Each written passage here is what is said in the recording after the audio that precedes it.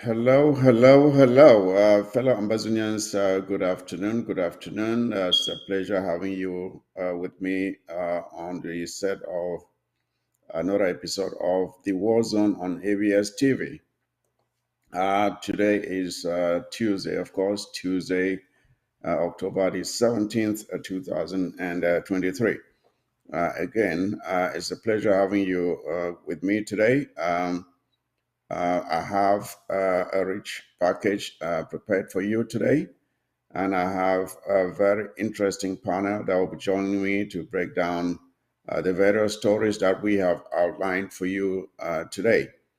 There is a lot going on in our struggle and around the world, but of course, we are more focused on what concerns us. So, and that's where we will be mostly concerned today in our discussion. So, again, I'm happy to have you with me as usual. I will appreciate if you will do me a favor and share the link, get as many of our comrades, friends, sympathizers watching so they can also benefit from the information that we are going to bring to you today. I have Comrade Lehman will be joining me today. Comrade Lehman is on the set already. We'll also have Dr. Atienja. Dr. Atienja will be joining me. And Sama Thomas, of course, his perspective is always welcome. And I'm supposed to always also have Dr. Fontem. Dr. Fontem is supposed to be here. He's having some difficulties logging in. I hope he's able to overcome those difficulties and join us so that we make this discussion as fruitful as possible. Fellow Ambazonians, like I just said, do me a favor and share the link. Get as many of our comrades watching as much as possible. It's a pleasure having you on the set of the War Zone today. Before I bring in my panel, we have been getting some disturbing information coming in mostly from the northern zone. We've had some disturbing information coming in from the northern zone of atrocities, extortion. No, it's not extortion, outright theft being committed by the criminal soldiers of La République du Cameroon, not just on our civilians, but what they are doing now is that they are targeting the credit unions. They are now targeting the credit unions, breaking into the credit unions and stealing. They are breaking into the credit unions. They know that this is the only financial institution within the southern Cameroons now, right now, that does not have the tentacles of La République du Cameroon in there. And for quite some time now, La République has been trying to get in there so they can steal the money like they've done with every other financial institution. And they have not succeeded. So now that they have come in and they are illegally occupying our territory, especially the urban areas, we have gotten reports. I think the credit union at Aziri has been broken into by La République du Cameroon, money carted away, as well as they also took two of the workers who are still in detention as we speak. I think the other credit union is somewhere around Tarinkon that suffered the same fate. So that is what these people are doing now, fellow Ambazonians. That's what they are doing. They have not decided that they are going to further aggravate the exploitation of our people, not just by stealing from these credit unions, where they know our people are now trying to save their money. They also have decided to increase the number, to multiply the number of checkpoints, not just at the outskirts of Bamenda, but within Bamenda itself. You hardly go a kilometer or a mile without meeting a checkpoint. And say from Bamenda to Bambui, you could meet as many as 7, 8 checkpoints on the highway. And for each checkpoint, we are supposed to pay 1,000. Drivers are supposed to pay 1,000 colonial francs. Now, imagine if you have a vehicle that takes 5 passengers, and you have to pay 1,000 each. How much do you now have to charge the passengers just to make a short distance from Bamenda to Bambui or to Bafut or Santa or Bali, for that matter? That is the indirect way now they are extorting from our people. And we have heard severally that some of them are saying, if you are sent to the southern Cameroons and you don't do something major back home, because they know that when you are sent is like you have been sent to a gold mine, and they keep on stealing from us, extorting from us, and we have to find a way to stop this because this cannot continue. Uh, so besides breaking into the credit unions and stealing, they are extorting from our people on the highways. That is what La Republic of Cameroon has now focused on. And you cannot take them anywhere. You take them anywhere, nobody's going to do anything with it because this is sanctioned from the very highest level of their colonial government. It is something, it is a strategy of economic strangulation that they have always imposed on us. Remember the businesses that we had in the southern Cameroons were deliberately targeted for destruction by La Republic of Cameroon. When they took over, they intentionally targeted these businesses for destruction because they wanted to keep us dependent on them. They didn't want us to have any resources so that, God forbid, in the future, if we become tired of the exploitation and the theft of our resources, we should not be able to finance ourselves to fight against them. That was the strategy, to impoverish us so much so that we will not have any resources to resist them, even if we wanted to do that. That was the strategy. And it worked for so long until it got to a point where we could not bear it anymore. And then we started leaving the country. We started leaving the country and coming to the diaspora. And now, out here in the diaspora, we are able not just to have a financial to improve ourselves financially, but educationally, and that is coming back to bite them now. It's because this struggle is being financed from abroad, despite the erroneous information that some of our comrades are putting out there. Without the diaspora, there will be no struggle financially. And without ground zero, there will not be no struggle defense-wise. That is how it works. The finances come from the diaspora to support the resistance on the ground. That's how it works. Some people don't seem to understand that, and they send out some very erroneous information out there. So, fellow ambassadors, I just wanted to bring this to you. Let me bring in my panel, and then we'll start the show. Uh, Comrade Lehman, if you are there, please let me see you. Hello, Comrade Mike. Uh, Always nice to be part of this great program. I want to send a special shout out to all the Ground Zero volunteer patriots battling day and night to keep our people safe from a terrorist state sponsor militia. I just want to send my sincere condolences to all the families who are bereaved, who have lost loved ones during this period, and may our ancestors continue to watch them. Thank you. Thank you for being here, Comrade Lehman. It's always a pleasure having you on the set of the War Zone. And Honorable Sama Thomas, if you are there, please let me see you. Honorable Sama Thomas. Okay.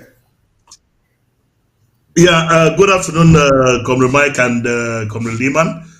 Now, my pleasure for being with you again today for talk about our struggle, and I hope say we go talk exactly which we play we are struggle and which we feel say it would be the good thing for we all for do so as for reach for Boya in the shortest possible time. Thank you. Thank you for being here, Abusama Thomas. And of course, Dr. Atenjo is supposed to be here. Dr. Atenjo, can you say hello to our viewers? Dr. Atenjo, I don't know if Hello, it's okay. I'm here. I'm here. Okay. Did you hear me? Yeah, I can hear you. I can hear you. Go ahead. Okay. Fellow comrades, thank you for inviting me to the show today. I'm having some technical difficulties, but I'll try as much as possible to be on board. My Okay. comrade, Summer Thomas, and Comrade Lehman, I accept my saluto. Would they for talk about who people them and mommy and papa them where they on the ground, they everywhere in the world where they watch them. We there for a struggle and we need for fight till the end. Thank you. Thank you. Thank you for Dr. being here, Anjo, Doctor. Dr. Chanjo, Comrade Mike, can you excuse me for a minute? Dr. Chanjo, they say my new name now, Honorable Dr. Reverend.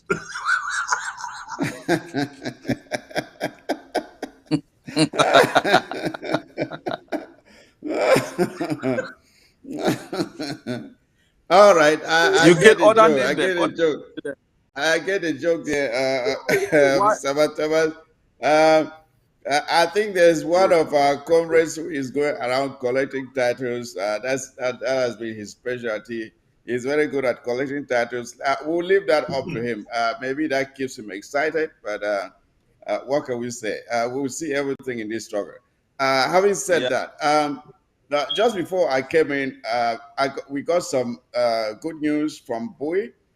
Bowie is doing what they know how to do best. Bowie has become a the no-go zone for a lot of Cameroon criminal soldiers. They keep going there and they keep perishing, but they don't seem to learn their lesson.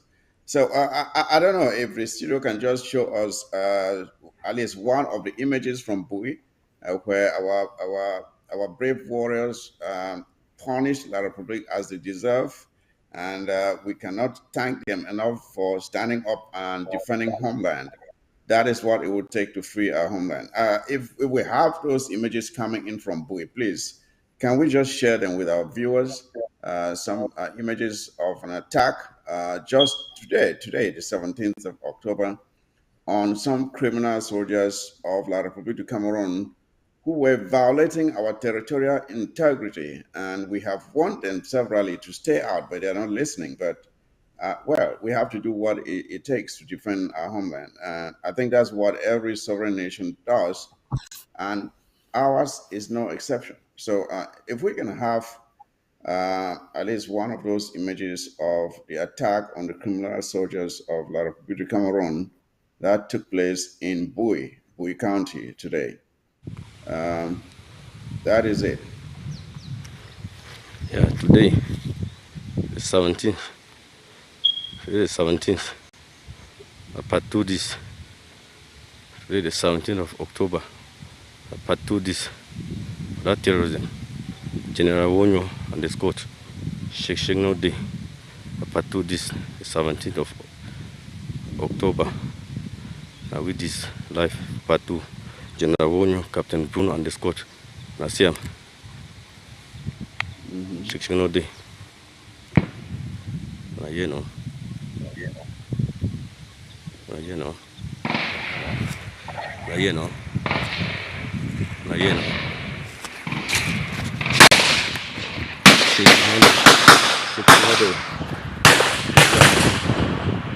no day. You know. Part 2 this. Nasiam. Take on ICM. Yep, you can see the damage there. That is the damage. That is the damage right there. That is the damage. And you can understand that with the camera shaking, they have to balance their security and being able to film that. So they have to make sure they do it without revealing their hideout. So that is why camera was a little bit unsteady. But you can see the damage that has been done to them. Yes, that is what these poorly trained, a lot of Cameroon soldiers. They sit in these armored cars and they come into Ambazonia. And we have proven severally that these things are no longer, they no longer provide them. You can see the damaged vehicle is sitting right there. The damaged vehicle has been stalled in the roadway. It's not moving anymore. That is the damaged vehicle sitting in the roadway. So that is it, fellow Ambazonians. I just wanted to show you that for those who think that this thing is over, it's not over until we say it's over. So I want to say bravo, bravo, bravo to the Blue Warriors for a great job. Now, in other news, we also had a video. Was it an audio from? I think it's Barata Keremona of the corruption that is going on, or that has been going on at Sonara, and I would like for us to have that video as well. Then we will come in with our commentary after that. The corruption scheme that has been exposed, and of course, in La République du Cameroun, corruption is not sanctioned because it comes from above. So Akeremuna was expressing his frustration that having compiled a file that has information about this corruption scheme and forwarded to the institution that is supposed to be fighting corruption in La République du Cameroun, nothing has been done. Nobody has as much as reached out to him to even ask him any question about the file that he sent to them. So let's watch that or listen to that audio, which is in form of a video kind of audio. If we can listen to it, and then we will comment after that. Let's have that Fellow video. Cameroonians, I am Barrister Keremuna, and I have an important matter to discuss with you regarding a company called Glencore. Glencore is a giant in the world of commodity trading, specifically in the buying and selling of oil on the international market. Glencore has been in the business of buying oil from Cameroon for well over 15 years. In 2022, they were caught in a massive corruption scandal. The US Department of Justice and the Serious Fraud Office of the UK uncovered a major corruption racket masterminded by Glencore. These guys were greasing the palms of many government officials across the globe to get sweet deals. In Africa alone, they confessed to bribing in countries like South Sudan, Ivory Coast, Equatorial Guinea, DR Congo, Nigeria, and of course Cameroon. Now, hold your hearts because it gets even juicier.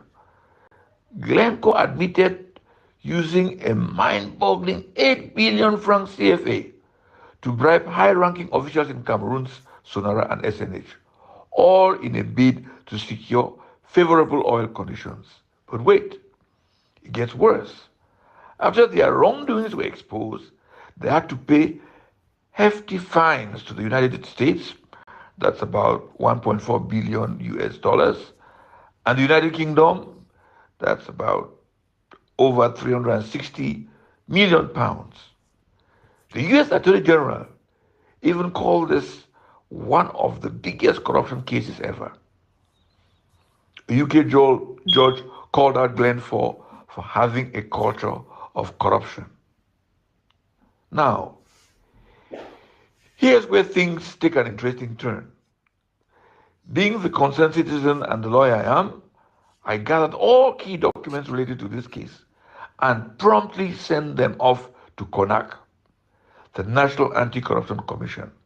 But can you believe it? They haven't even bothered to call me in for a meeting. And these people are supposed to be our champions in the fight against corruption. So what did I do next? I filed a complaint in April 2022 with the courts and made sure to send the complete files to the Ministry of Finance and the Directorate of Custom and Taxes. The Yaoundé High Court's prosecutor has forwarded my complaint to the judicial police for investigation. And guess what?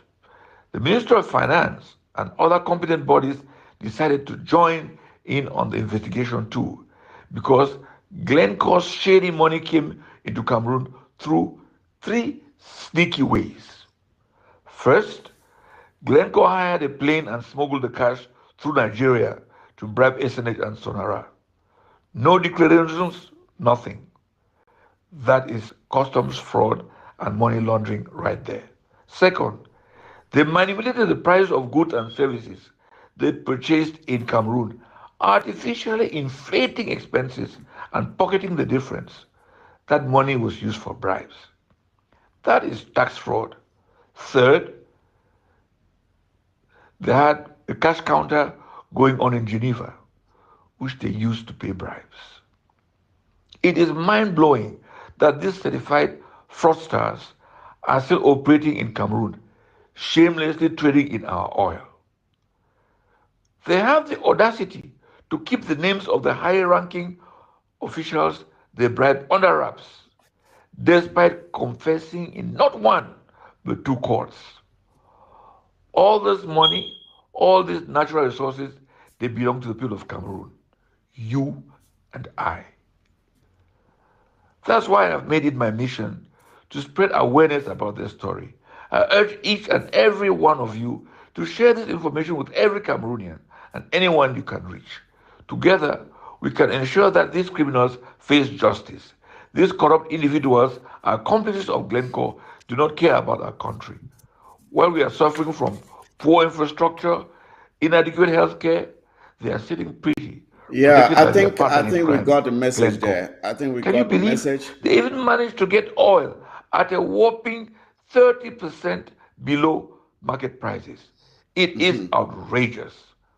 Yeah, We have recently yep, discovered that 30%. oil might even have been sold to some other company for as low as 70% below the world price. Anyway, but we must remain hopeful, my fellow citizens. We must demand that our government investigates and explains how our precious oil and other natural resources are being sold. We need transparency. We need justice. It's the only way our country can move forward and progress. So thank you all for your attention, and let's unite in this fight against corruption for a better Cameroon. Together, we can make a difference. All right, all right. First of all, I would like by making a disclaimer that we do not consider ourselves Cameroonians. We are not Cameroonians. We are Southern Cameroonians and Brazilians. So that report, Karemuna made, he made a good report there, but he messed it up by referring to us as Cameroonians. We are not Cameroonians. But of course, it's okay for him to refer to the officials of La République du Cameroon as such, because they are the ones doing this thing.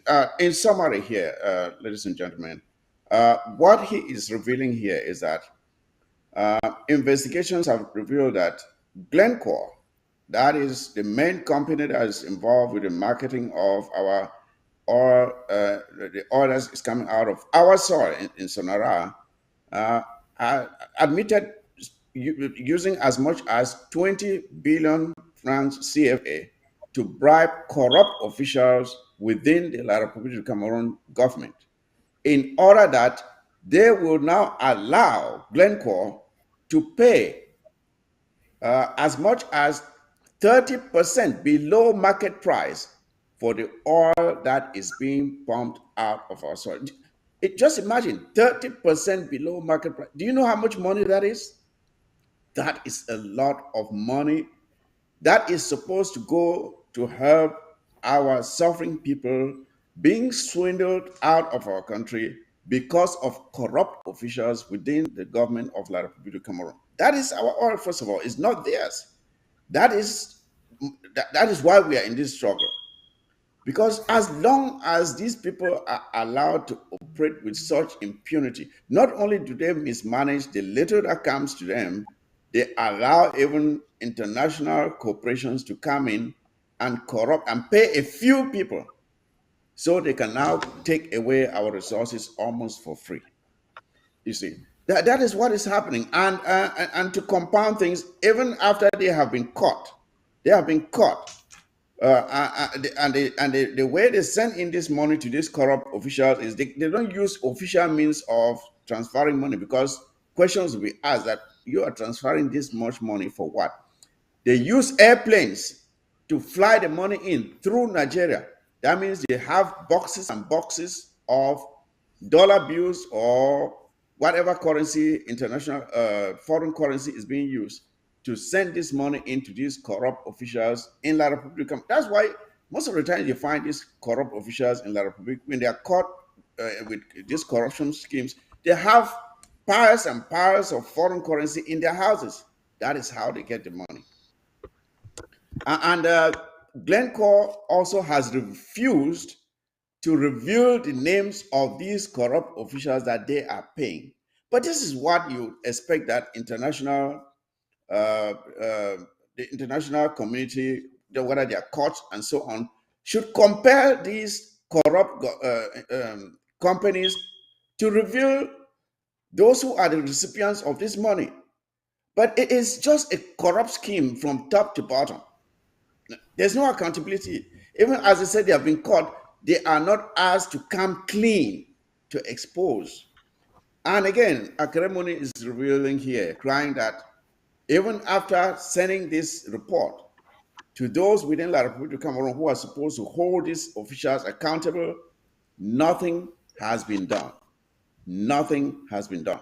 So I would like to ask my panel, Comrade Lehman, hearing this report from Akeremona, are you surprised at what he has revealed here? I think we've known for a long time that what is the money that is coming from Sonara is simply being used by Pobia as he pleases, and those around him. Those around him mostly now, because Pobia is pretty much unable to do anything. Are you surprised by what you've heard here, Comrade Lehman? Thank you, Comrade Mike, for giving me this opportunity. You are absolutely correct. Nobody is surprised by the report. I think people are actually surprised that Akaremuna is giving the report and he is still alive, because we all know the Okay. modus operandi of these people, Mm-hmm. right? Mm-hmm. The moment you call out the corruption and the rottenness in their system, the first thing is that you are eliminated, Mm-hmm. right? Immediately. You see Mm-hmm. what they have done to their journalists. You know, the journalists who got killed. We know Amazonian journalists who have been killed in their hundreds. So the report doesn't come to me as a surprise. But there are two things I really want to highlight here. The first being that Amazonians need to understand that the reason La Republic is fighting to keep us, talking about one Cameroon, it's not because they love us or they care about us as a neighbor they Mm-hmm. want to live with. The only thing they care about is the resources in found on our territory.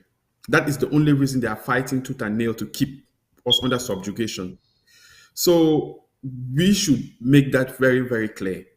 Okay, that is why La République terminated the federal system in 1972.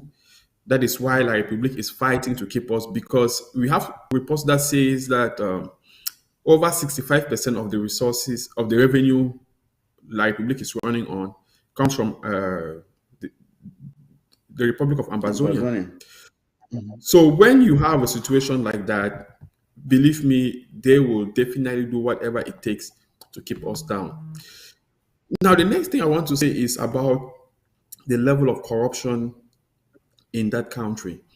You know, it's been a while I've stopped paying attention to what goes in there. The reason is because it is depressing. You live in a country where they have an octogenarian who has been in power for over 40 years. They still don't have water. I mean, water to drink. That is Yes. something that a Yes. plumber from high school here is able to take care of. A plumber with just 6 months training can provide water to over 20 million people. So we are still struggling with things like that. So the first thing I want Ambassadors to understand is that, first of all, as you rightly said, we are not Cameroonians. And to top the cream, I want to share something. If you permit me to read it, I want to read it word verbatim so that people get it. Okay. So, in the process of extending the TPS, let me digress a little bit. Okay, it is very important that Nigerians know this. The State Department went almost 99% to remind Ambazonians of who they are. Okay, but Ambazonians, most of them did not pay attention. I want to read it because when you can go online and you can still read it. On the opportunity where the State Department was extending the TPS, if you read paragraph 6, this is what they said. He said the extension of the TPS for Cameroon allows approximately 2,090 current beneficiaries to retain TPS through June 2025. So if they continue to meet TPS eligibility requirements, he continues to say the redesignation of Cameroon for TPS allows an estimated 7,900 additional Cameroonian nationals. Now listen carefully. Or Cameroonian. individuals having no nationality who last habitually resided in Cameroon and who have been continuously residing in the United States since October 5th, 2023, and continuously physically present in the United States since December 8th, 2023, to file the initial applications to obtain TPS if they are otherwise eligible. Now, why I highlighted this, a lot of Ambazonians still don't get it. Just because they live in La République, they were born there and they grew up there and they are using a passport which belongs to La République, it is very, very clear that the government of the United States recognize that there are two different set of people. Let me not say nationality. There are two set of people. There are people who are Cameroonians, who were born Cameroonians, and who belong to the Cameroonian fabric. And they also recognize that there are people who have habitually resided in Cameroon who are not Cameroonians. The Yeah. question I want to ask them is, who are those who have been habitually living in Cameroon who are not nationals from Cameroon? So this should be an eye-opener to our people, okay? Again, as Ngonjin Tinka said, we are not Cameroonians. We are not part of their corrupt scheme. We are not part of their fraudulent activities. We are not part of their embezzlement and bad governance. We are a separate people with a separate nationality under subjugation. Our nationality is Ambazonian. Our nationality is not Cameroonian. Even the United States government recognizes it.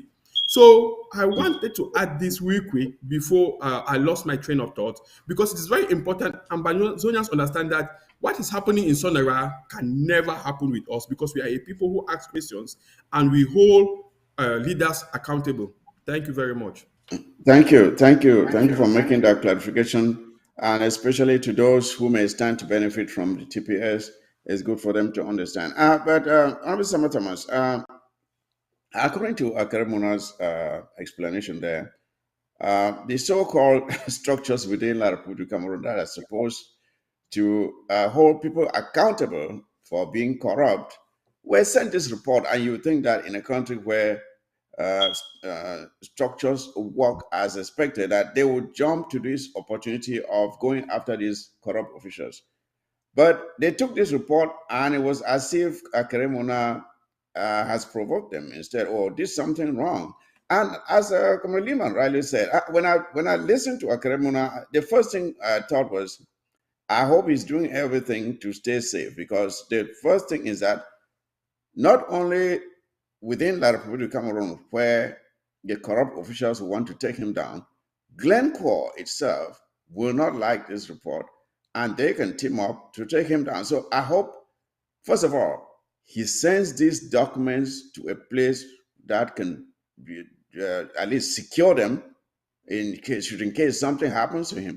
He needs to transmit these documents to a safe place first, and then make sure that he takes care of his own security, because they don't care.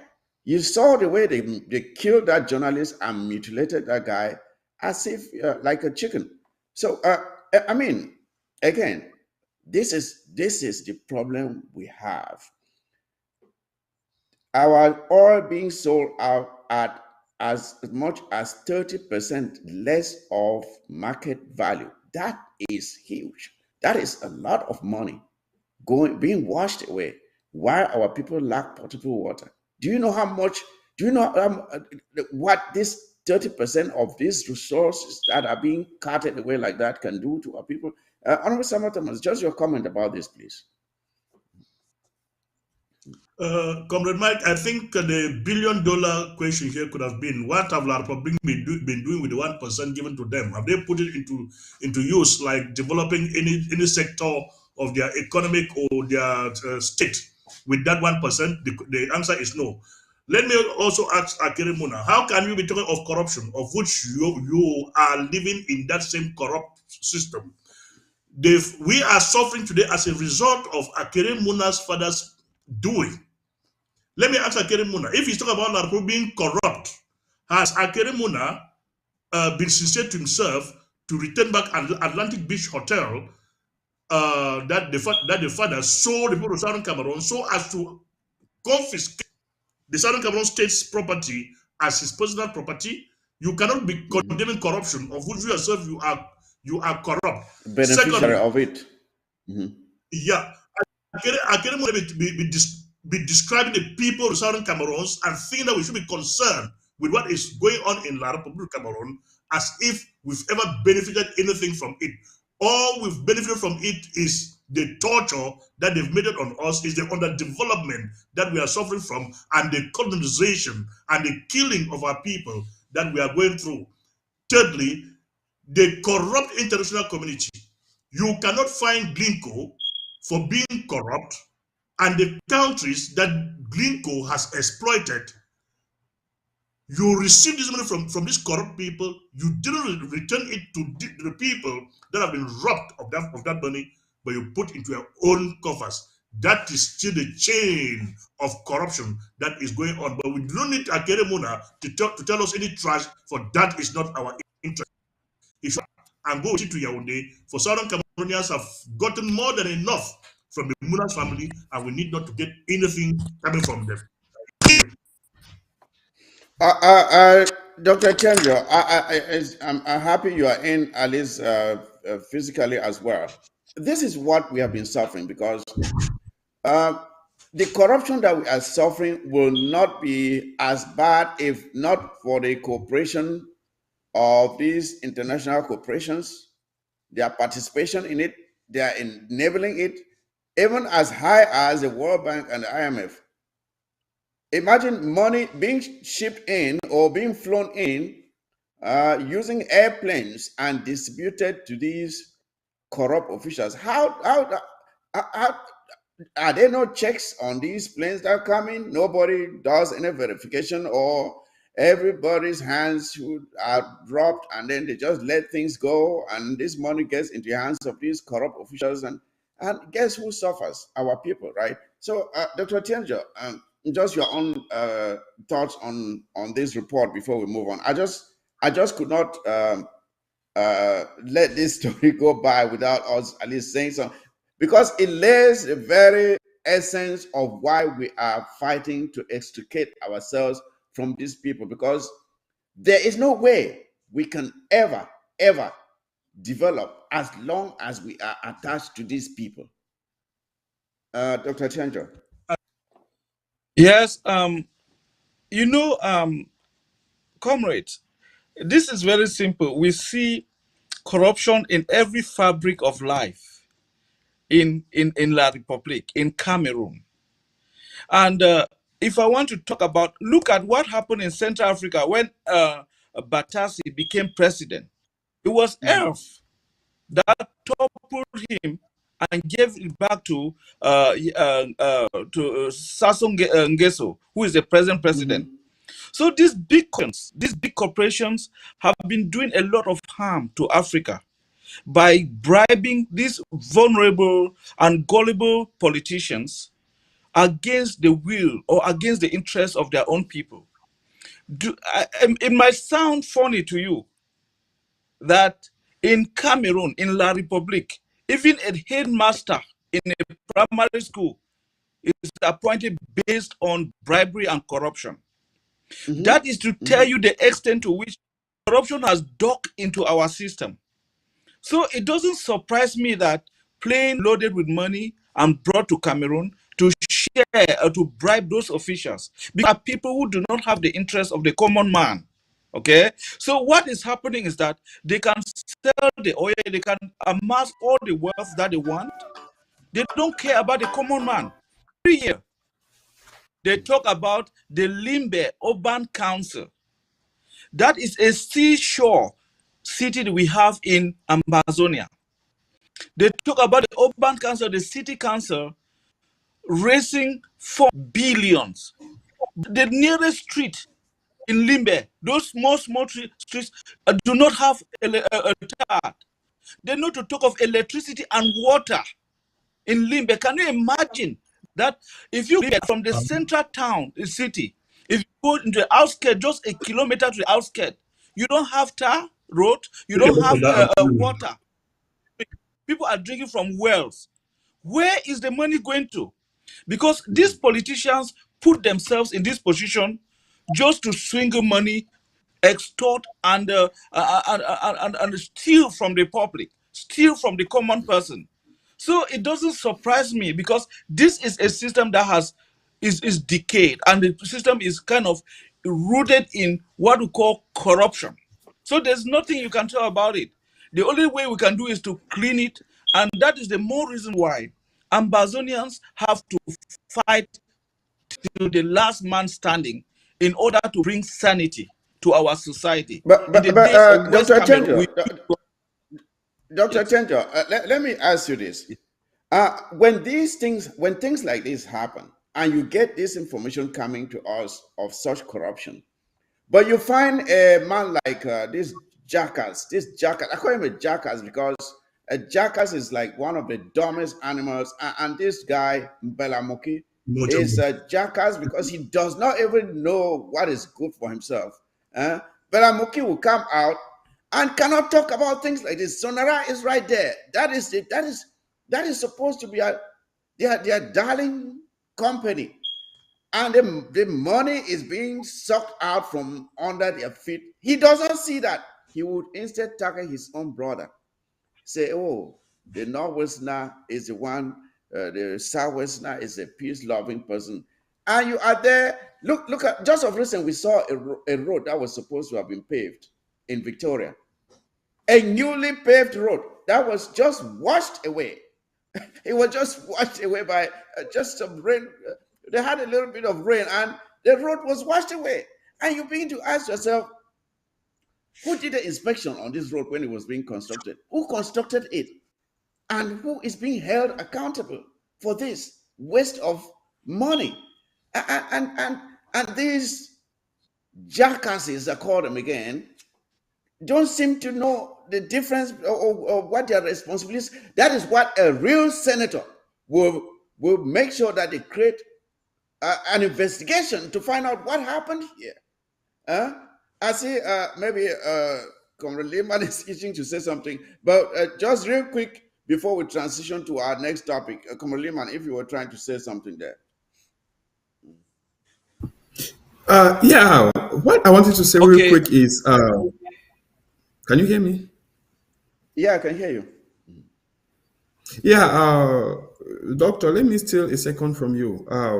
What I wanted to say was, with this issue with Glencore, I want Africans to just understand, we keep crying about Africa being exploited. We have to come to that level where we'll accept that the pain of the African man comes with the people he has allowed to be people to allow to hold power. Okay, those in power in Africa, their job is to collaborate with Western transnationals to exploit Africa. They are just like houseboy. They are what we call house slaves, right? They live with their masters and they treat the other slaves worse than the masters will do. So I am really not surprised at the corruption in La République.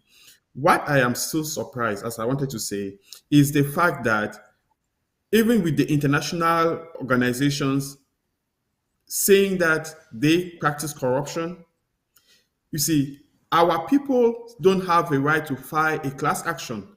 Only the government is allowed to file a class action. Think about it. The government itself And, was and part it is of the the corruption. government that is corrupt. Exactly. But now the government is the only one who can file a class action to recover that money. So it means Africans, there's nothing we can do because the international community has set up a system where only the corrupt can investigate their own corruption. So it's a dead end. That is one of the reasons you see I just don't pay Yes, attention to yes, whatever they do. Thank yes. you. Let's move on for the sake of time. Let's move on for the sake of time. Our next topic is, fellow comrades, we have had several conferences. We have had the yearning for us to come together. We've had conferences here and there. We recently had one in Canada. The activists had theirs in Norway some time ago, or was it in Belgium, wherever that was. We've had these attempts at conferences, and I just want to ask you to tell me, To put it off. what is your appraisal of all these efforts at us? What is your appraisal of all these efforts at having conferences, and what is the way forward? Have we had any conference that truly answers um, the request that Ambazonians have been having of an all amber conference? Is there any gathering that has satisfied that yearning? Or is there something else we need to do to meet that requirement? And I asked this knowing that Comer Lehman was involved with the recently ended conference in Canada. I want you to take a dig at this first, and I would like for us to really keep summarize our thoughts because we started a little late, and I want us to cover quite a few things here before we leave. So, just your brief appraisal of what was accomplished or not at the recently ended conference in Canada, and what the way forward is. Kamal Lehman. Yeah, thank you very much. I think I have very little to say again because at times when people ask for something, it's good to just give it to them and see what they make out of Mm-hmm, it. mm-hmm, One thing I've believed in is the freedom of association and the freedom of speech. And when people choose to do certain things and you try to give them an advice and they don't listen, at times it's good to just allow them to go at it and see if what will come out of it. So mm-hmm, coming to the conference in Canada, I think it was an opportunity for a few ambassadors to come together and see themselves and then might be think of something they could do to become productive in the Amazonian restoration quest. But the truth is, nothing could come out of Canada which is bigger than what we already have. The reason is mm-hmm. simple. There is no uh, quorum, right? As far as representation for a conference that will affect Amazonia that was respected. That's the first problem we have. Mm-hmm. The actors that should have been present were not in Canada. That is the second Okay. problem we Mm-hmm. have. And the third problem we had was there was no mechanism for the implementation of any resolutions because the resolutions taken there had no binding effect in the sense that the people that were supposed to adhere to those resolutions, they were not present. We're not So present. Canada Okay. yeah, Canada ended up being a failed opportunity, not because the organizers did not try their best, but because Mm-hmm. the goal of us achieving something that can bring Amazonians together or bring that unity was really absent. The goal in Okay. Canada was absent. So from All right. the presentations and everything which you guys could see, that was the biggest challenge. But one good thing came out of Canada. If you look at their resolutions, they asked us to go back and build our community and then let's get another conference. So I think now this is the good opportunity for all of us to humble ourselves, let them come back and meet the people who were doing the consultative conference And let us consult each other and have an honest conversation on what we can do together to move the revolution ahead. It should no longer be a lone wolf situation. We should be able to work together. Thank you. Thank you, and thank you for making that point. And that is exactly why I wanted us to talk about this because, and as I asked, what is the way forward? Because there are several initiatives going on. The consultative team is doing some work there. Canada has done some work. Like I always say, you cannot just. It's not enough to simply discard the efforts of a comrade or comrades. They made an effort towards bringing ambassadors together. They may have made some mistakes along the way, but at least I think there was a message that came out of it. It would be helpful if there are cooler heads that will now prevail to say, okay, we did this, we didn't quite get to where we wanted to go. How can we now harness the various efforts that are going on out there, being the consultative effort, the Canada effort? I hear there's something being worked on by the mothers or mother of Southern Cameroons. If all these initiatives were to agree to come together and then work towards something better and more inclusive, especially taking into consideration the fact that with the mother of Southern Cameroons, they are working on bringing together the leaders, right?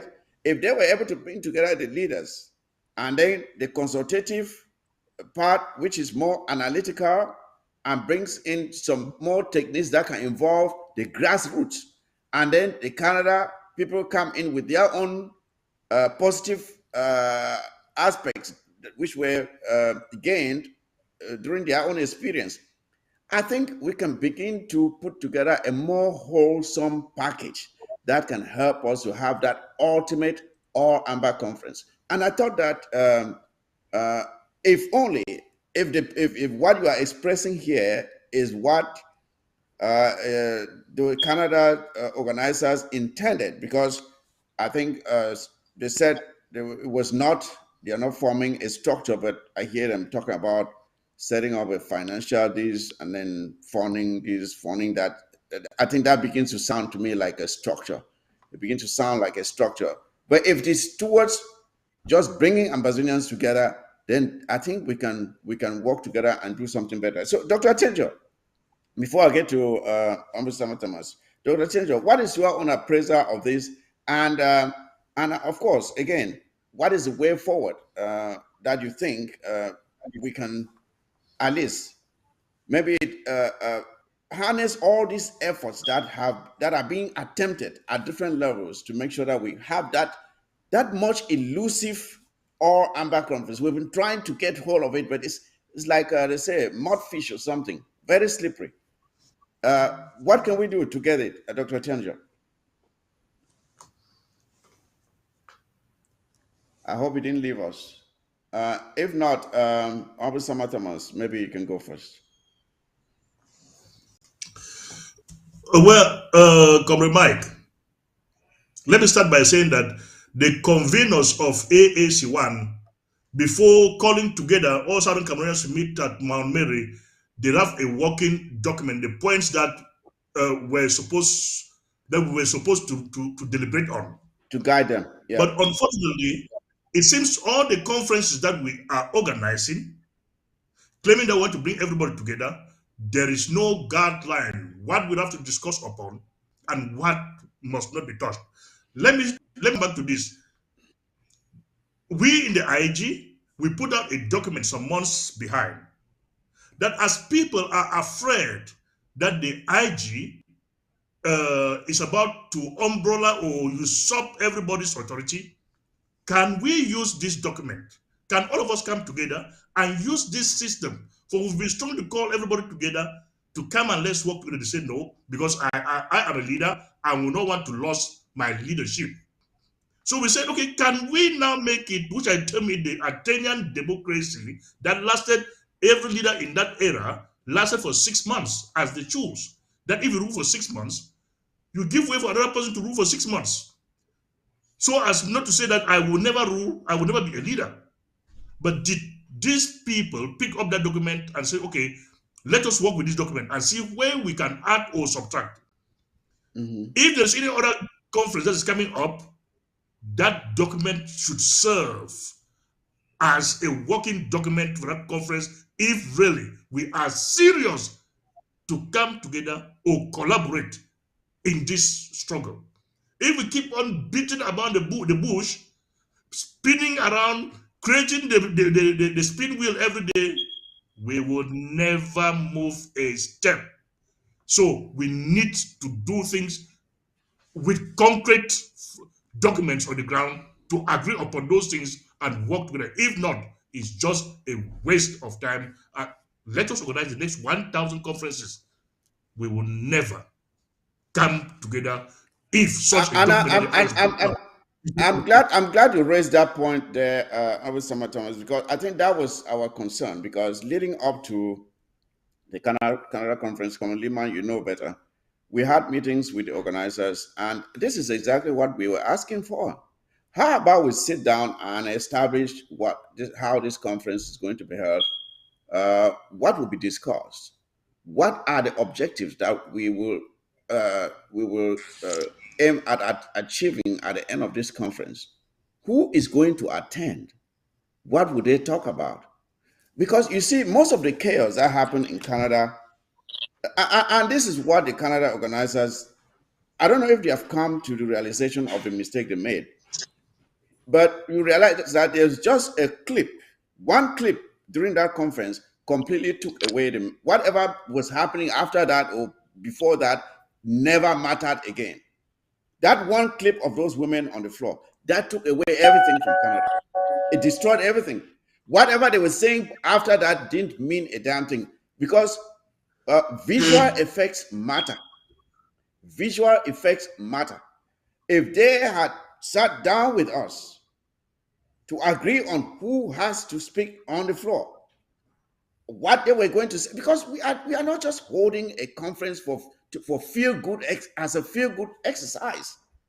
We are trying to achieve something, and if there's somebody who is taking part in that conference whose pronouncements will not meet that identified objective, that person has no place on the floor of that conference. That person has no place on the floor of that conference. And that is a mistake they made. And that is why some people continue to suspect the organizers of the conference of being complicit in what those women did. Because I cannot believe that these women came with the package they prepared without the organizers knowing what they were going to say. So, Dr. Tenjo, I'm glad you are back. Can you at least come in and express your own evaluation or appraisal of the experience of the Canada conference, please? Dr. Tenjo, I don't know. I hope we didn't lose Dr. Tenjo again. I just saw you momentarily. I hope you are still there. Dr. Tenjo seems to be having some technical issues. If not, Comrade Lehman, let me come back to you. Am I wrong in what I've stated? Because we had these meetings, you were there, we had these meetings with these guys, and these are the things we asked, but they refused to abide by them, and they went out there and exposed themselves as they did. Am I wrong in what I said? Comrade Lehman? No. I think we cannot overbeat the dead horse. The mistake was made in front of the whole world to see. And again, as I said before, I don't think the organizers really had a bigger burden to carry. I said it clearly there in the meeting itself because I happen to have access or to be privy to some information. The problem has always been the CDN. And I'm not even saying this to smear them or to question their reputation. No. The problem was the CDN who was the facilitator. The CDN is the people who enable the actors and the parties to come there. The CDN posed as a facilitator who was doing all of the screening and arrangements. And the CDN, being an NGO, was bound to allow those women to come in because it builds their profile as a CDN, as an international organization. because they are trying to work with the UN. And those women were sponsored by the United Nations to come there. So what I'm trying to say is, first of all, the women had no place to be in an Ambazonian unity conference because they are Cameroon Women Association. We are not Cameroon. We are Ambazonians. So when Yes. I correct this mistake, I want my friends of the SCPC not to take it the wrong way. I'm telling them this because I love them. They, as the organizers, they did their best, okay? But the Okay. presence of the CN is a very questionable organization. And I'm saying this not Okay. to smear them. Henry Atem, my friend, if he wants us to have this conversation, let's have this conversation publicly. Please, the CDN needs to know their place and stop interfering in Ambazonian issues. They are not part of us. They have said that they are a neutral party. Let them stay neutral. Let them not get themselves into Ambazonian affairs because it only leads to these things. Because one, and I'll end here very shortly, the CDN does not understand the actors of Ambazonia revolution. That's the first thing. The CDN does not understand the restoration trajectory of our statehood. The CDN is out to bring dialogue and negotiation. We are out to restore the Our sovereignty of the Republic. independence. Okay, so you see that we don't align in any way. So that is why I tell them that the CDN is a very good organization, but they should stay on their lane and allow Ambazonians to sort out their small dysfunctionality themselves. Thank you very much. I like what you said there, Comrade Lehman, because we have to be very clear about these things. If we continue to do this wink wink that some people like to do with the CDN, we will get nowhere. We have to call a spade a spade. The CDN's priorities are not aligned with those of the liberation of the Southern Cameroons. That is a fact. Their priorities are not aligned with the freedom and the liberation of the people of the Southern Cameroons and their territory. That is not what they are for. They are for something else. And I will advise the Southern Cameroon stakeholders, you said, if they want us to work together to have an all amber conference of the future, they have to shut off the CDN. They have to put aside the CDN, come and let's meet, put together our modalities, our agenda, our list of attendees. We organize an all amber conference for Ambazonians towards the liberation of our homeland. That is what will help us. But as long as it continues to have this funny affair with the CDN, they will continue to be smeared by this mud that the CDN is bringing in. I don't know if Dr. Tenji is back. If not, Obisama Thomas, this is our request here to the. We have no problem with the Southern Cameroon Stakeholders Forum because I could see the passions in there from some of the comrades like you, Comrade Liman, who reacted after the appearance of those women, and others did as well. But like we have said, the CDN, they have something else in mind, not aligned with what we want. Honorable Sama Thomas, your reaction to this, please. Well, should I say I will blame the CDN? No. Let us blame ourselves for not wanting to work as a team before allowing somebody to come in to see if he can mediate. Why should somebody be mediating among Southern Cameroonians? Why? What have we set out for? If all of us are talking about the liberation of the Southern Cameroons, why should we be working in fractions if we all agree that our goal is the Southern Cameroons? I've said it and I'm still repeating myself. Any Southern Cameroonian that is what they saw today, that is not playing the role of John the Baptist in the Bible, that person does not want the liberation of the Southern Cameroons. If you think you must be the Joshua or whosoever that led the people into Israel, and not being Moses, who took them to a certain level and said, okay, my own journey is over here, you guys should move forward. I think Martin Luther King made a statement that some of these my funny guys always try to repeat what Martin Luther King said. I've reached the top of the mountain. I've seen the promised land. I might not get there with you, but we as a people will get there. We'll get there. Unfortunately, our people have never understood or understand what Martin Luther King was saying. Our people have read the Bible, but they fail to understand what John the Baptist did when they asked him, "Are you the Messiah?" He said, "He's just a front runner. The person that is coming after me is mightier than me, of which I cannot even untie his sandals." His shoes. If we are ready for the Southern Cameroons, we should be ready not to say, "I must lead the people into the Southern Cameroons," but let me do my little bit in unison with others to see if we can attain that goal. Once that goal is attained, run for any office that you think you want to run for. There will be no problem there. But for now, all I want, I'm clamoring for, is for us to come together. I know a lot has been done that can keep us apart. But can that be more than our intended goal? Of course not.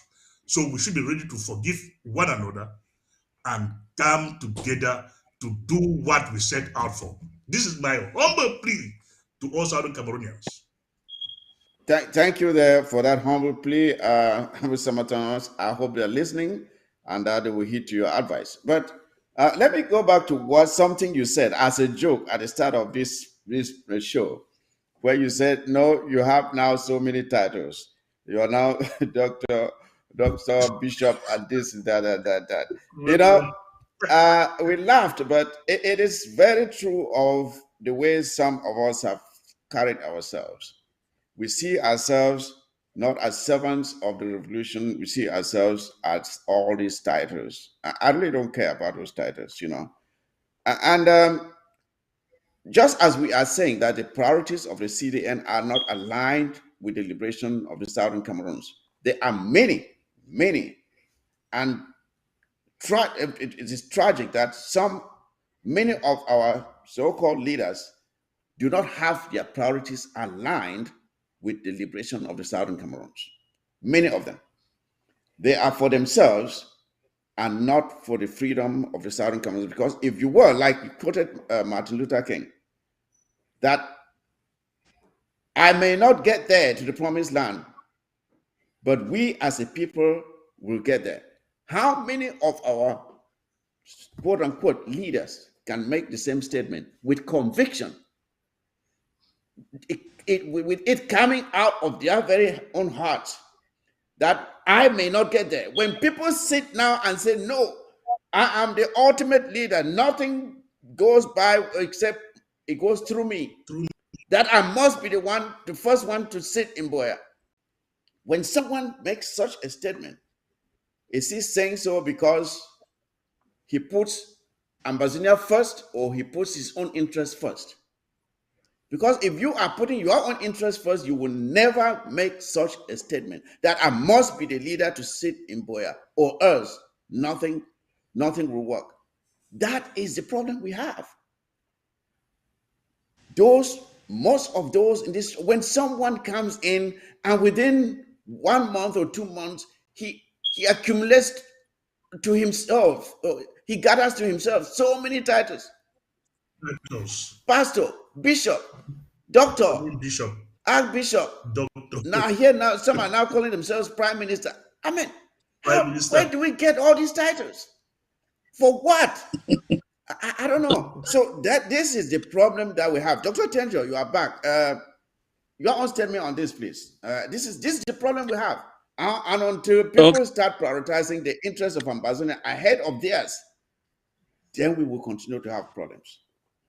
Dr. Tenjo. Yes. Thank you, SOS Mike. I'm really perturbed because a lot has really played on in this revolution. And one of those things that has really changed the way people are supposed to do things in this revolution is the fact that we have all put ourselves in position where we consider the interests of the common man to be nothing but positioning ourselves to be leaders of the Ambazonian, the new country, Federal Republic of Ambazonia. You see, you asked a question earlier about the conferences, and I had some technical issues to reply about this. Let me tell you, we can organize 1,000,000 conferences, but in as much as we organize these conferences to go and put ourselves in a position where we need to be honored by some people because we don't want to leave our positions because we are afraid that our positions are going to be taken. There is no way that we can come to a common point here. We need to rally behind an idea.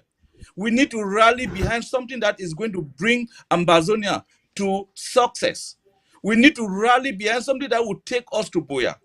But when we go and organize conferences and sitting there and be cajoling for praises, CBDM praises, it doesn't work. Things don't work that way. You see, this idea of titles, titles have become so common nowadays in a way that people will just sit and arrogate titles upon themselves and expect people to address them. I had a colleague of mine, I don't want to call their name. When we were working in the government, if you dare address him without putting the doctor there, that he is going to he might kill himself. Yes. Because this issue of titles is something that has really killed Ambazonians. We have a very serious problem in this revolution. Our people are not patriotic enough to see beyond their own self-interest. All they want is that if Ambazonia comes to success, how are we going to position ourselves? Where am I going to be? Do I have a position? Do I have this? I'm saying this to say this. I've heard two statements that Comrade Chris has made. He made one of those statements in a meeting that we had. He said, I quote, "I am 54 years old. Whatever we are doing in this revolution, I do not see myself as someone who is going to lead Ambazonia tomorrow.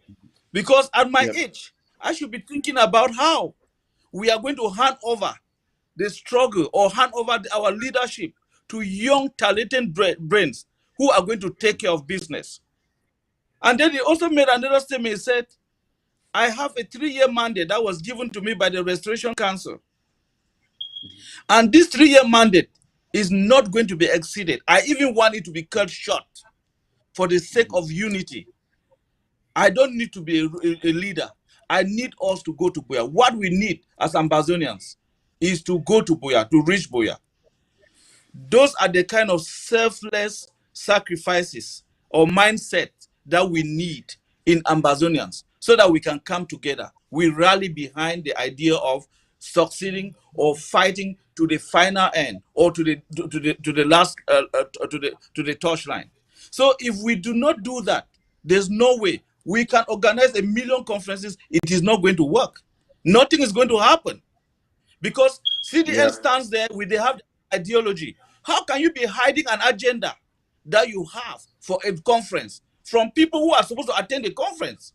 Yes. And then what is it that you have? What is in your what are the skeleton you are hiding in your cupboard? Things cannot work that way. Open a conference, call Ambazonians to come there, express their views, and let's come together and see how we can work behind an idea, or around an idea, not around individuals. Who cares? I don't care about Sisiko. I don't care about Comrade Chris. I don't care about Sako. I don't care about Maria. I don't care about anybody. I care about the Ambazonia, the Federal Republic of Ambazonia, the people who are dying. Who cares about titles? So, but some people want to arrogate themselves into positions where they don't want to. This grandstanding is just too much in this revolution. Ayabacho is there talking about doing all sort of things. I'm just so disappointed with Ambazonia. Yes.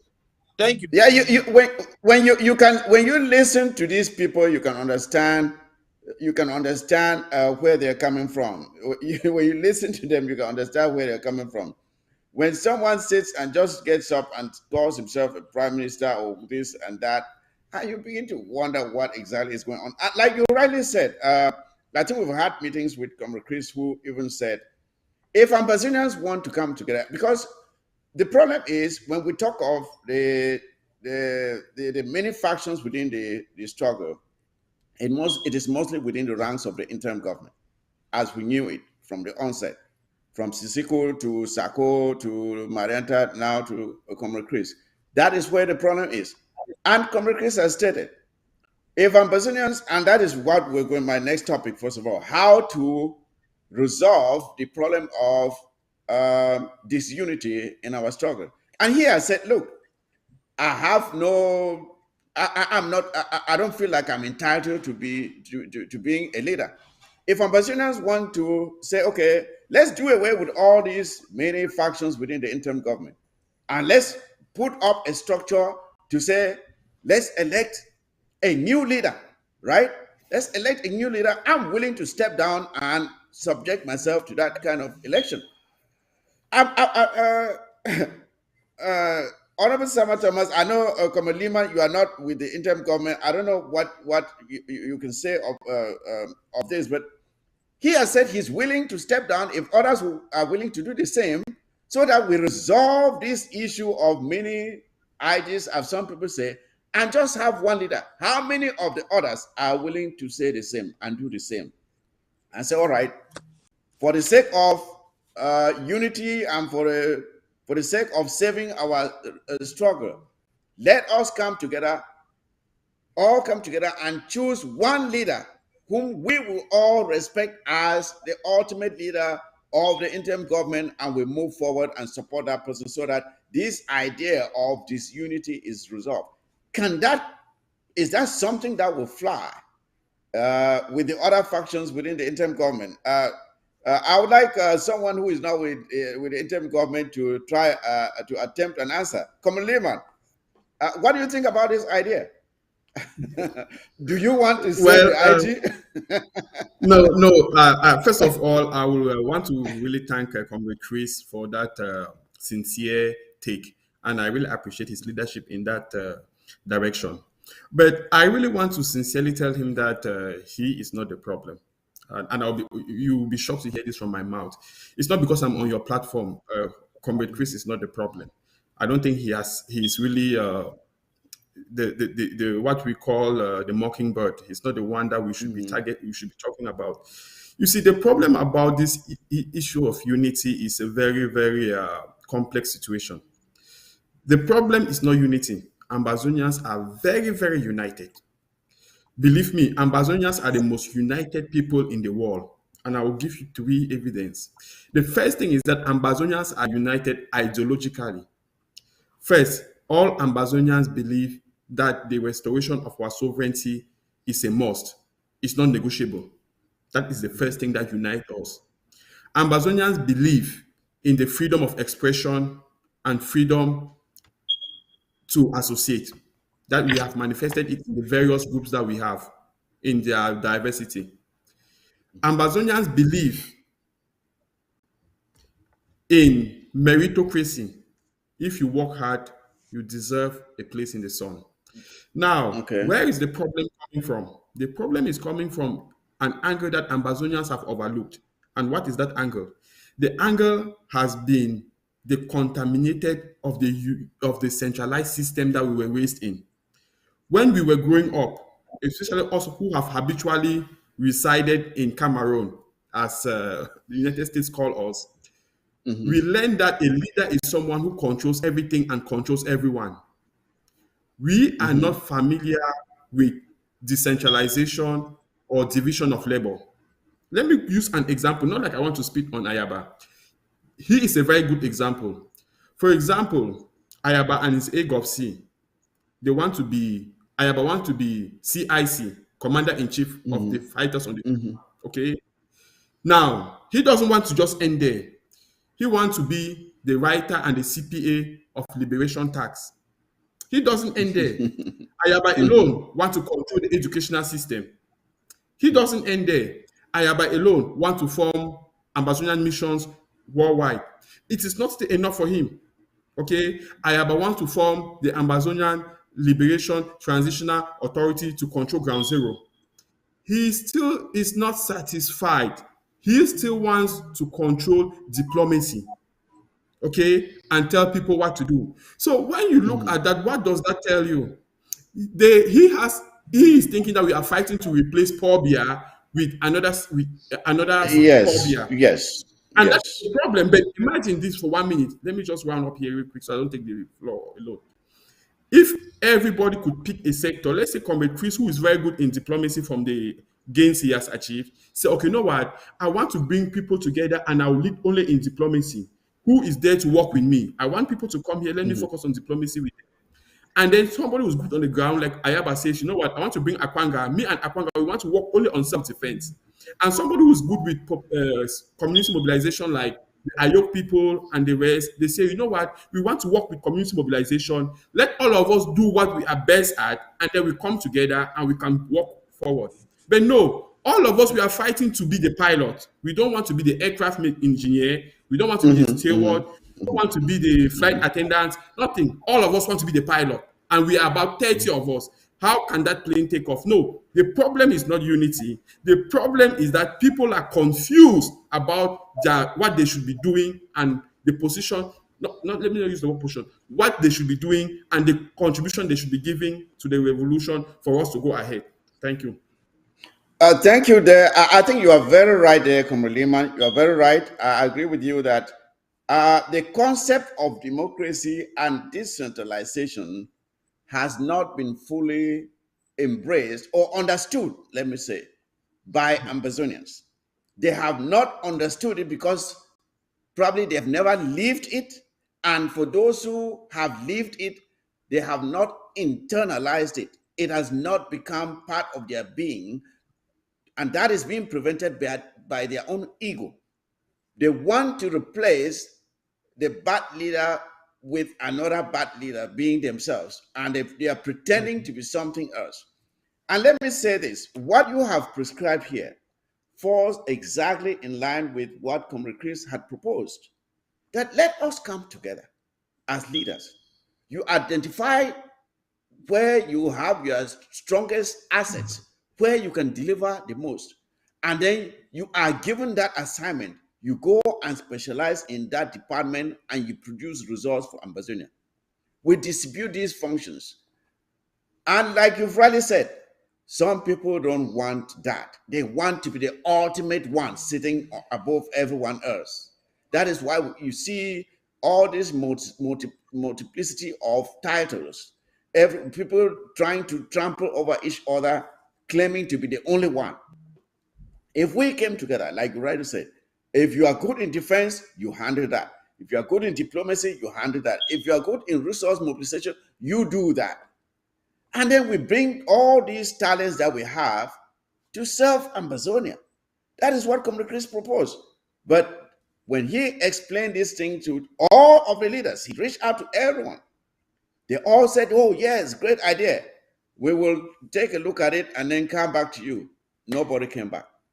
Each time he explains it, they went and never came back. That is the problem. So, Honorable Thomas, I want us, Commander Liman has made his own point on this problem with disunity, how to move forward, which he rightly identified it as being somewhat a lack of understanding of what the sharing of power is.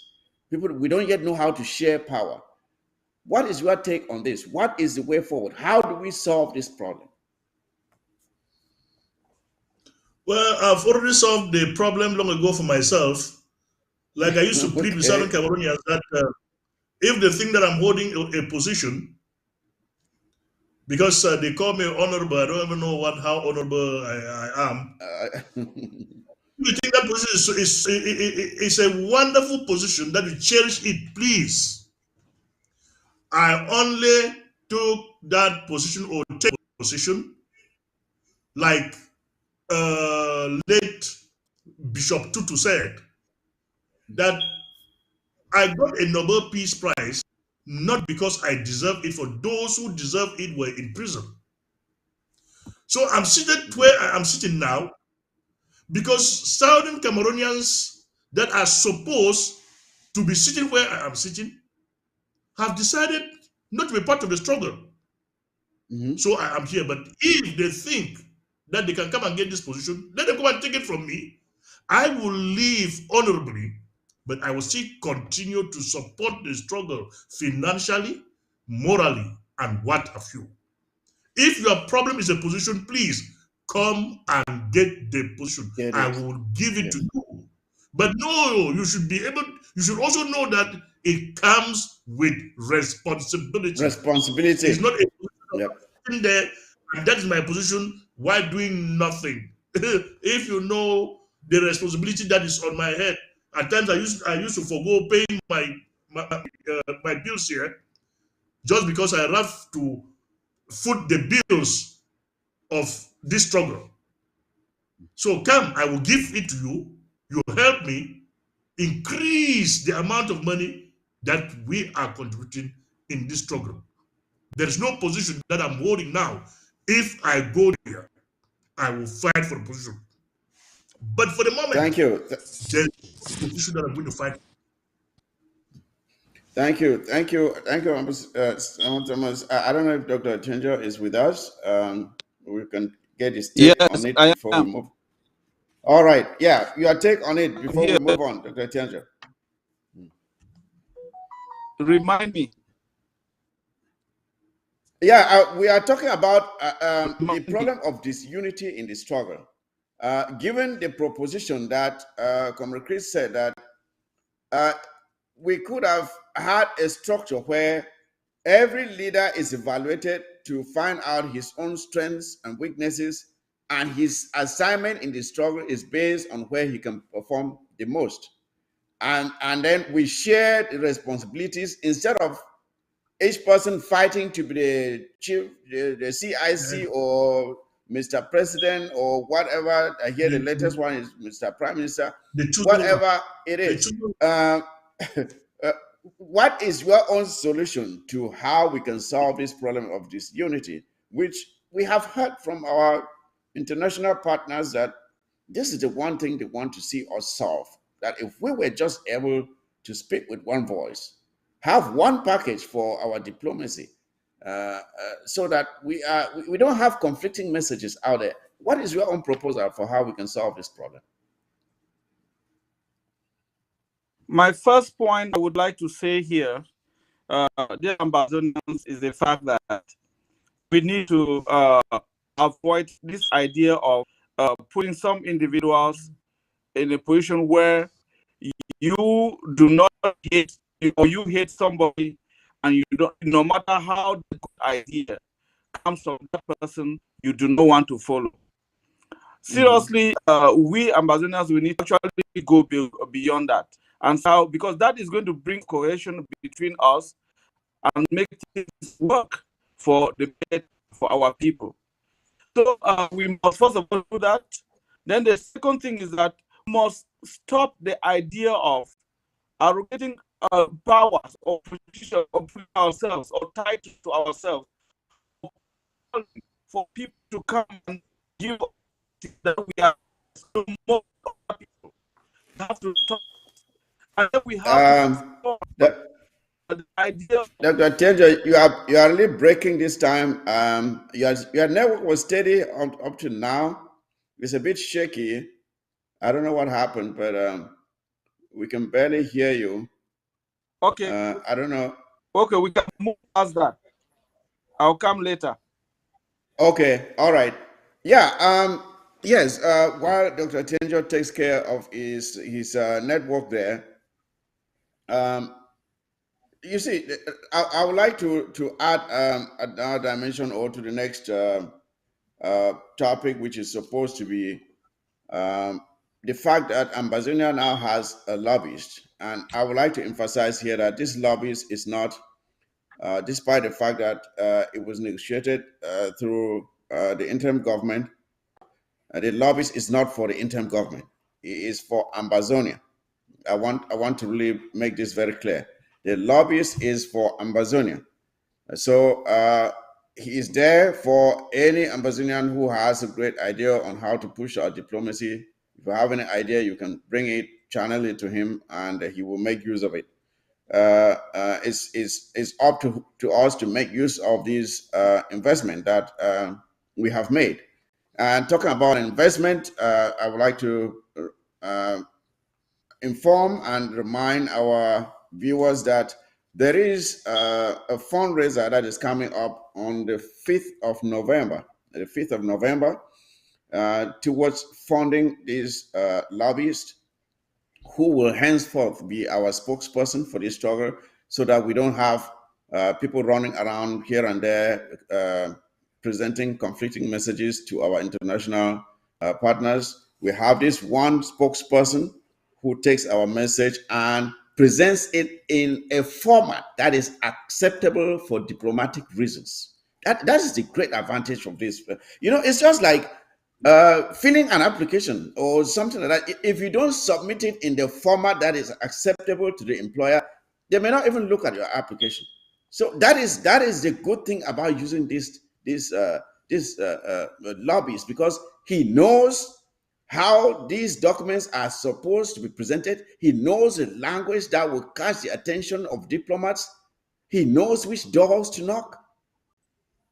And he can do this for us in ways that we ourselves, as amateurs, cannot do. So I hope that come the 5th of November, Comrade Lehman will be right here with us, taking part in that fundraiser. But Comrade Lehman, what is your take on this lobbyist? Do you think it's a good thing for Ambazonia? If so, how can Ambazonians capitalize on this advantage? Comrade Lehman. Thank you very much for this opportunity. I don't know if you can hear me well. I can hear you. I can hear you. Okay. Yes. I think I was highly elated when I got the news that we have a firm who is ready to represent our people at the level of the United States. And now this is a very important situation, which I really wish you give me a little bit of time to say a few words, very pertinent issues on this particular topic. Okay, go ahead. Ambazonians need someone who understands the USA, who understands the politics, and who knows the corridors of power to speak for us in the Capitol Heights and at the White House. Now, the lobbies is the best thing that has happened to us in a long time, and I'll be very open with you. Now, and I want Ambazonians to just humble themselves and accept some realities. It will come at a cost. Okay, the cost is not something that Comrade Chris alone and the colleagues he worked with can shoulder. It is very expensive.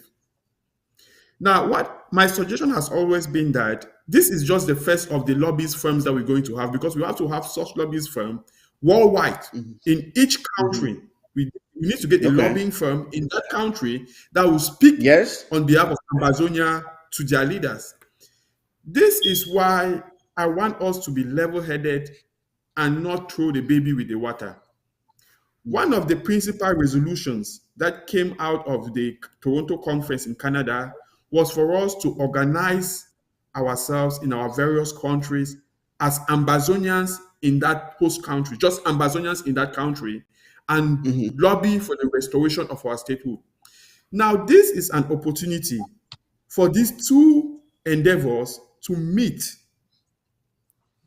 share notes, and work out a formula where, while the SCPC conference is calling for Ambazonians to come together, we have the lobbying firm who is ready. When we come together, we work as a team, we give them that joint resolution that we want them to take as our message to the Capitol Heights. And also, it's going to help because we will be able to shoulder the weight of paying this lobbying firm to work on our behalf. This is no time to say, I'm right, you are wrong. This is time for all of us to exercise humility and accept that no matter how much we disagree, we must disagree to agree. We must meet somewhere at the Carrefour. So my plea here is that it should not be, look at what Comrade Chris has achieved. It should be, look at what some Ambazonians have achieved. How can we monopolize on this and work for the best of our people. So my plea again to all your viewers and anyone who can hear me is, this is not an achievement for Comrade Chris Anu. No, it is an achievement for all Ambazonians, but let all of us, especially Ambazonians in the USA, I don't want other Ambazonians worldwide to be so worried about it. I want Ambazonians in the USA who are tired of the killings going on the ground, who are tired of the misery going on the ground, to come together and not support Chris Anu, but support this initiative, okay? And that is how we're going to make push forward. So I am begging again, let us be humble about this and let us reach out and talk to everyone concerned, especially Ambazonians in the USA. Thank you very much. I thank you for that passionate plea there, Comrade Lehman. That is what patriotism is all about. I like that. I really like that. And like you rightly said, it is not. It is not for Comrade Chris. It's not for the interim government. It is for Ambazonia. It is for Ambazonia. We just want it to work for us, Ambazonians, to be able to push our message where it needs to go. And like Rilo said, we need to replicate this throughout all the major embassies around this world. If people can organize themselves wherever they are and get someone who can go and advocate, because when we do this by ourselves, we're not doing it the right way. Let's get experts to work for us. Just like we were saying, when it comes to even negotiations, we get experts to negotiate on our behalf. We don't go and sit there and try to negotiate when we don't know what we're doing. Let us learn to hire experts. It's just like you are trying to fix your house. You are not a roofer, and you climb up there and you're trying to fix your own roof. You may fall down and hurt yourself. Get a roofer to roof your house. Get experts to do the job for you. That is what we should be doing. And I hope that we learn from this, please. Because this guy just came in not long ago, a month and a half, and he's already beginning to deliver some results. Let us double down and make sure that we benefit from what has been engaged here. I don't know if Dr. Tenjo was able to reconnect. Dr. Tenjo, are you there? Probably not yet. Yes, Mr. Sama, your take on this. The fundraiser is coming up again, fellow Ambazonians. The fundraiser for the lobbies to fund the lobbies is coming up on the 5th of November. We'll be right here on ABS TV, and we'll also have a Zoom that a link that will be sent out for the fundraiser. And I'm calling on you all, fellow Ambazonians, come in and support. We already have some comrades. We have some comrades out there who have been away from the struggle for quite some time. They are very excited about this news. I just added about 2 of them today in one of our forums who said we should add them, and we added them. He said he is very excited about this news, and they are willing to come in again and be part of the struggle just because of this news of the lobbies. So let us please hold hands. It is not for one.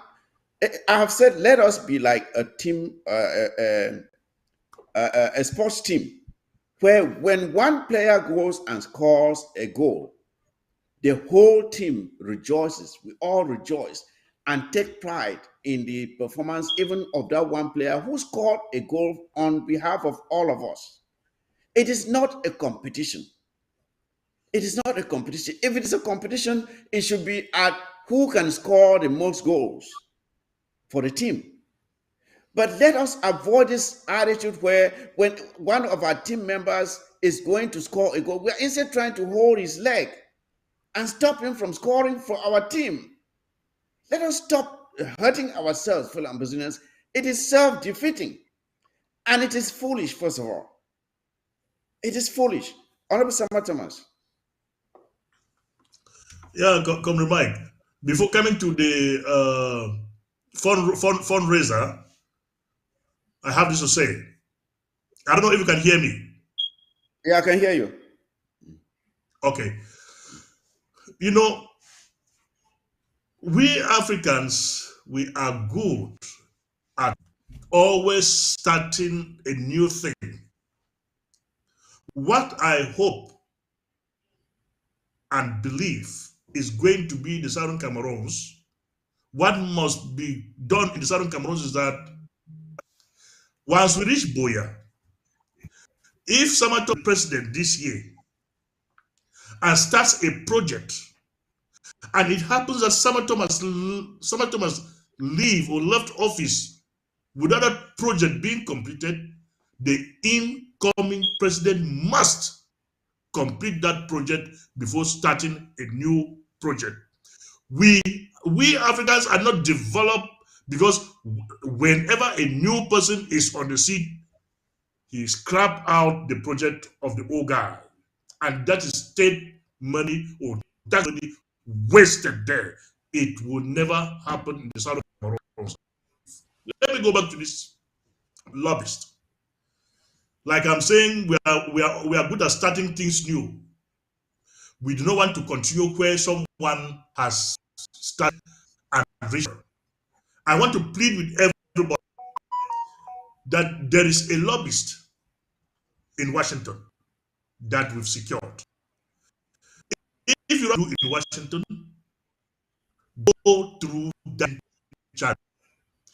It will save us time, also us money, and our own love. Let us serve a lot of resources by not wasting them. The issue was not to waste a lot of resources. Let us at least unite behind this single project that we run, which is going to take us to places. Now, back to Southern Cameroonians. There was a year, about this or 2 years ago, the AGC, I don't know if they were teasing me to know or see how I can react. They invited me for the end of year party. I went there and I contributed money there, telling them that the money which I'm contributing, I'm not contributing that money for them to use and buy bullet to kill other Southern Cameroonians. For if they do, I will never again attend any of their meetings. The reason the reason I went there was they are Southern Cameroonians who have invited me to come and celebrate the end of year with them. So I made that gesture with them. I'm calling upon the AGC and all Southern Cameroonians today that because there is a common goal in front of us, which is a good one that can take us to places. Can you join us? Comes, I don't know if it's November 5th, come the mic, when we are raising Yes, yes. funds for the lobbyist. It is not only going to be for the lobbyist, it can be for any other project. Can you join us on behalf of fund for this lobbyist that help us channel our problem into the White House and the United Nations in New York? When you are coming, you are not coming because you want to come and support Sama. You are not coming to support Chris Ano, but you are coming to support this struggle to move forward. I yield. Thank you, there, Commissioner. Thank you very much. I hope that our people will listen and that they will heed your advice. I really want to thank you and Cameron Lehman and Dr. Tenja for coming in and making this program today a success. With that said, I think we cannot belabor the point. Fellow Ambassadors, you see what is happening around the world today. There are a lot of moving pieces. People are readjusting to the realities of the new world order today. Africa is rising and demanding to be respected and given a right to at least advance as other parts of the world have advanced, because for quite some time now there are people who have been putting their thumbs on our heads and not allowing us to grow. But we are saying this is our moment. We have to grow, whether you like it or not. It is our own time in Ambazonia for us to grow as well. As with the lead story that I had of the corruption in the Republic, I have said it and I'll say it again. As long as we are hinged to the West with La Republic of Cameroon, our people will never know progress. We will never know happiness. We will never see good infrastructure because for 60 years and more, there is nothing there that you can point to that has been constructed because we were compelled to come together with La Republic of Cameroon. As a matter of fact, when you look at our territory, there are structures that were built by the Germans that are still standing and doing well today. But if you look, there is no structure within the southern Cameroons that was built by the French. Not one. Not one. Because the French are takers. They are not givers. They don't know how to give. They only take. And they take to a point where they want to even kill you, even while as they're taking. So we must remove ourselves from this plague that we were compelled to swim in. So, Comrade Lehman, the program is almost ending. I'll give you a minute, please. You just make your summary for today on any of the topics we have talked about, or a combination of them, being the corruption or the issues in this struggle with unity, disunity, conferences, and of course the lobbying, the lobby firm that we've had. Your choice. Your final statements, and before you make your final statements, I just want to thank you again for coming in today.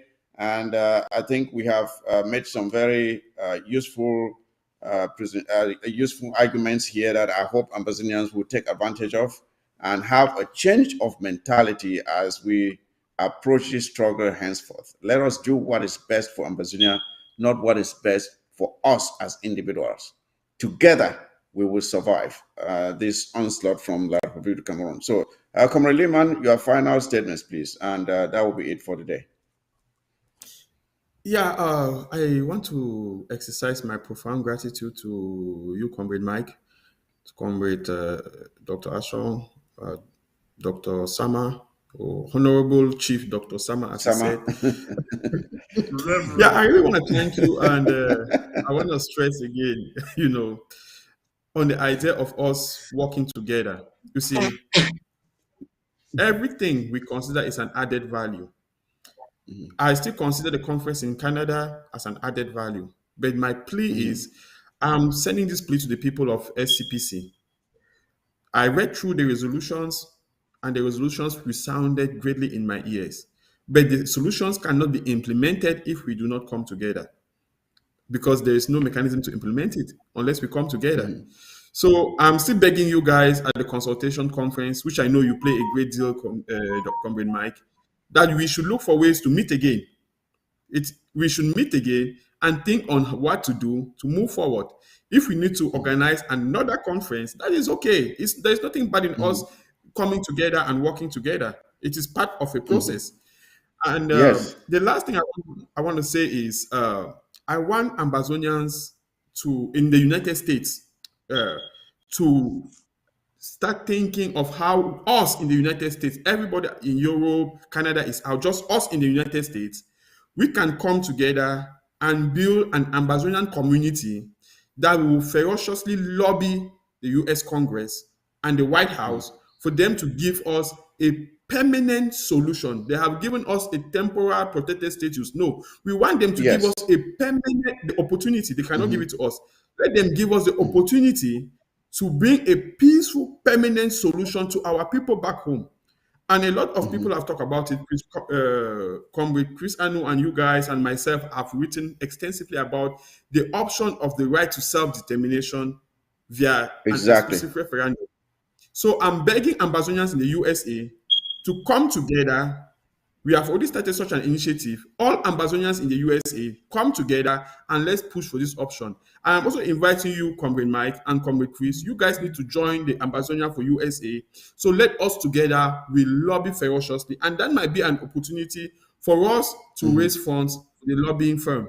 Thank you very much. Thank you guys for this time. Okay. Yeah. You know, I'm not shy of going anywhere that I think there is some genuine discussion or action towards the liberation of the Southern Cameroons. You know, it's only that when I go there, I observe the environment to see if there's anything good there. And if there's something good, I'll stay. But if there's nothing good there, I won't waste my time. So just extend the invitation, and I'll come in and observe what's going on. I will not say no to any genuine Ambazonian who stands for the freedom of our homeland. So again, thank you, Comrade Liman, for coming in. ABS is always here anytime for you to come so we can chat. Thank you. Ambassador Thomas, yes, I would like for you to make your own closing statements. 1 minute, please, so we can end at the top of the hour. Okay. Thank you, Comrade Liman, for joining me again, and Dr. Atianjo for talking about the Southern Cameroon struggle. It was a pleasure for me having you today in this program, and I want to also thank Comrade Mike for always bringing me in to have my opinion about the Southern Cameroon struggle. Maybe I'll go back for this talk on the ground. I hear Comrade Ayaba, he talks say, no country for the world will ever get independence when the United Nations organize a plebiscite or a referendum for that country.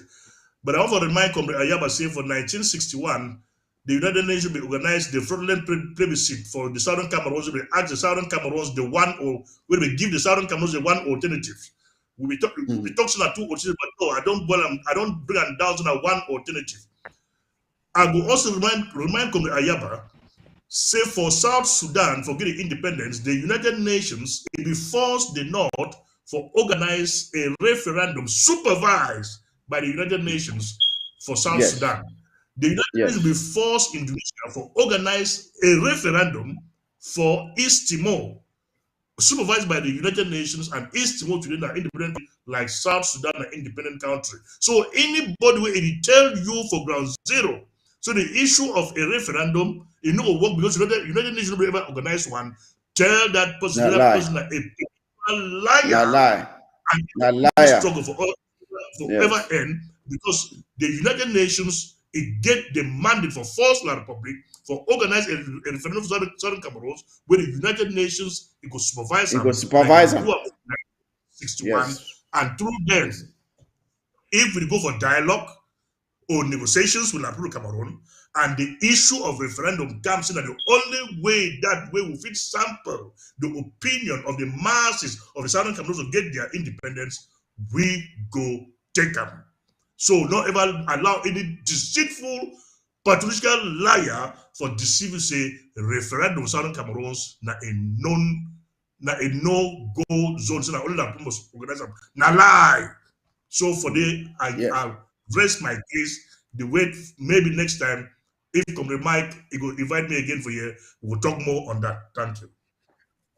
Exactly to that point. I be once me will talk about the referendum today, but I realize that if I be Adam, we don't get enough time for really dig into it as what we want them. So now top people will certainly come back to next week. So thank you for making that point there, Commissioner Thomas. We don't hear as we the panel, it don't discuss, I don't get all the ideas. And I just want to thank fellow Ambazonians, and again for thank we brave warriors in Boy. We want to thank una for that action we gonna carry today. Make una hold them tight. Una only hold them tight, so we're going to do whatever way it be necessary for the help. I will see the video where we come out. It is solicit support for the Boy warriors. Make we always try for support the Boy warriors for the great job where they do. We always, when they call for help, it come out, make we help them, because they don't sustain this struggle for quite some time. If finally we stand with them. So I thank all Ambazonians for coming in today and for being patient with us despite the technical hitches that we had. I hope that you are able to get some a message or two out of our presentation of today. Again, I want to remind you of the fundraiser on the 5th of November. 5th of November. Let us come together and do what is necessary to make sure we fund the lobbyist. Give him the tools to work for us. We have employed him. He is our worker, a man with a lot of experience and expertise, knows where to go to present our case. He knows how to format everything so that it fits perfectly. Let us give him what is necessary so he can deliver for us. He started delivering already, but he cannot finish the job. if we cannot provide our own side of the bargain that we had with him. So I'm looking forward to seeing all Ambazonians on the 5th of November as you join us here for the major fundraiser to help sponsor or fund our lobbies. With that, ladies and gentlemen, I thank you for watching. I always urge you to take good care of yourselves, and as you do that, you take care of each other as well. And with that, the war zone is out. Good night.